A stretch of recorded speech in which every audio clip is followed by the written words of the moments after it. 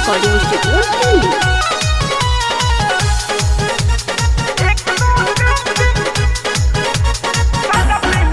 बस सावन के पानी चुए टूटो ही पालानी स्वामी जी, अरे मान जाइए ना।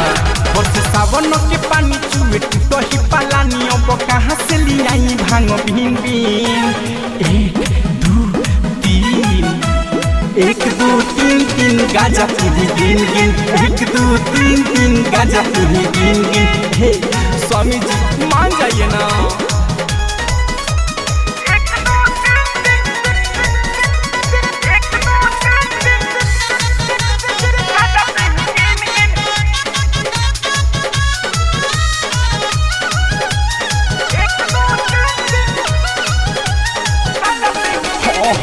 लागल बा लत अलबत करी खेला। पर्वत पर आइल बा कांवरियन के रहेला।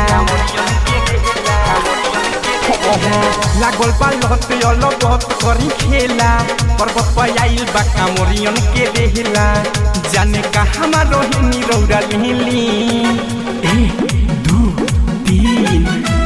एक दो तीन तीन गाजा पीही गिन गिन। एक दो तीन तीन गाजा पीही गिन गिन। राउ आग नहीं सुधरेगा काजी।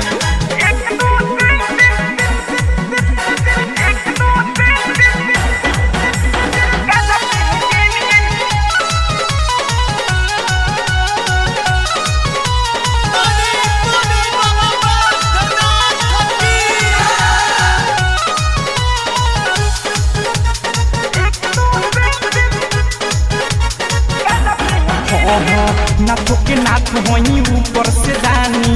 आज ले छावाई ना टूटो ही पालानी। हर साथ मिनट टॉप चुता। नाथो के नाथ होई ऊपर से दानी। आज ले छावाई ना टूटो ही पालानी। कृष्ण कहे राउर हाटा करे भीन भीन।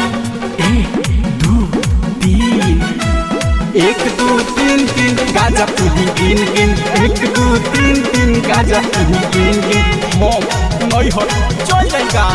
बस सावन के पानी चुए टूटो ही पालानी। अब कहाँ से लियाई भांग बीन बीन। एक दो तीन तीन गाजा पीही गिन गिन। एक दो तीन तीन गाजा पीही गिन गिन। सुनी ना, अरे मान जाइए स्वामी जी। Recording studio.